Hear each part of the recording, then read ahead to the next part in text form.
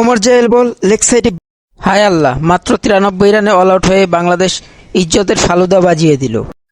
আজকে এই দলটা যেভাবে আমাদের লজ্জিত করলো, অপমানিত করলো, 18 কোটি মানুষকে লজ্জিত করছে, অপমানিত করছে, এর দায়ভার কে নেবে? জবাবদিহিতা করবে কে? করবে ক্রিকেটাররা কি এর জবাবদিহিতা করতে পারবে? কখনোই করবে না। তারা শুধু লাখ লাখ টাকা, কারিকারা টাকা বেতন নেবে বসে বসে মাসের পর মাস। কোচিং স্টাফদের এদের দায় দিতে হবে 100%।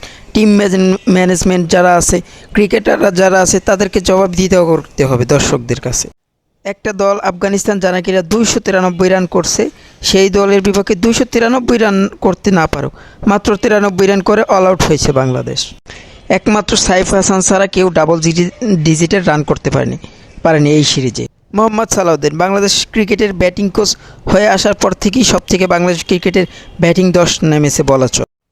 নাইম শেখ 24 বলে মাত্র 7 রান করে 29 স্ট্রাইক রেটে আজকে ব্যাট করে আউট হয়েছেন। লজ্জিত করেছে, জাতিকে কলঙ্কিত করেছে। ওয়ানডেতে আমরা আফগানিস্তানের মতো দলের কাছে 3-0 ব্যবধানে হোয়াইট হাউস হয়েছি, যা অকল্পনীয়।